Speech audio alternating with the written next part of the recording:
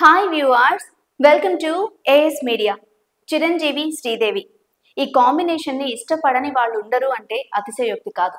ఈ జంట అలా డాన్స్ చేస్తుంటే చూస్తూ ఉండిపోతాం. ఈ జంటని స్క్రీన్ మీద చూస్తున్నప్పుడు మనకి చాలా నచ్చుతారు.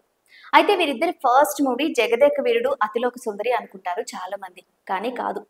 88లో కొండవీటి దొంగ సినిమా కోసం శ్రీదేవిని సంప్రదించారు డైరెక్టర్ కోదండరామిరెడ్డి.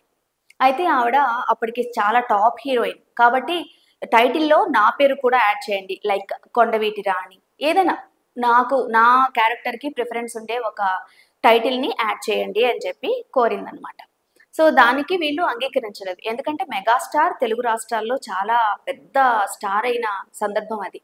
సో ఆ టైంలో కొండవీటి దొంగ టైటిల్కి ఇంకొకటి యాడ్ చేయడమో, లేకపోతే డైరెక్ట్గా టైటిల్ మార్చి కొండవీటి రాణి అలాంటివి పెట్టడమో సాహసంతో కూడుకున్న పని కాబట్టి పరుచూరి బ్రదర్స్ కూడా ఇది వద్దు అని చెప్పడంతో, సో వద్దులే ఆవిడ లేకపోయినా పర్వాలేదని చెప్పేసి రాధని విజయశాంతిని తీసుకుని కొండవీటి దొంగ సినిమా చేయడం జరిగింది. అది సేమ్ జగదేక వీరుడు అతిలోక సుందరి రిలీజ్ అయినప్పుడే సేమ్ టైంలో అది కూడా రిలీజ్ అయింది అనమాట. అయితే ఆ కాన్వర్జేషన్ అంతటితో అయిపోయింది. శ్రీదేవిని ఆ సినిమాలో తీసుకోకుండా వదిలేశారు కదా. ఆ తర్వాత జగదేక వీరుడు అతిలోక సుందరి సినిమా కోసం కూడా మొదటిగా అనుకున్న టైటిల్ భూలోక వీరుడు. రాఘవేంద్రరావు గారు చాలాసార్లు ఇంటర్వ్యూస్లో కూడా ఈ విషయాన్ని ప్రస్తావించారు. భూలోక వీరుడు అనే టైటిల్ తోటి ఈ సినిమా స్టోరీ అంతా ప్రిపేర్ చేసుకున్నారు. అయితే ఎప్పుడైతే శ్రీదేవిని హీరోయిన్గా కావాలనుకున్నారో సేమ్ ప్రతిపాదన మళ్ళీ తెరపైకి వచ్చింది. అంటే నా పేరు కూడా టైటిల్లో ఉండాలి అనే ప్రతిపాదన.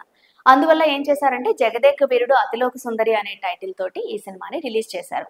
యాక్చువల్గా కాంప్రమైజ్ అవ్వడం ఇష్టం లేకపోయినప్పటికీ కూడా అతిలోక సుందరి క్యారెక్టర్కి శ్రీదేవి తప్ప ఇంకెవరు సెట్ అవ్వరు అనే ఉద్దేశంతో రాఘవేంద్రరావు గారు శ్రీదేవిని ఒప్పించి టైటిల్ని కూడా ఇలా పెట్టి రిలీజ్ చేశారనమాట. తర్వాత అది ఎంతటి సంచలనం సృష్టించిందో, ఎంతమందికి ఫేవరెట్ మూవీ అయిందో మీ అందరికీ తెలిసిన విషయం.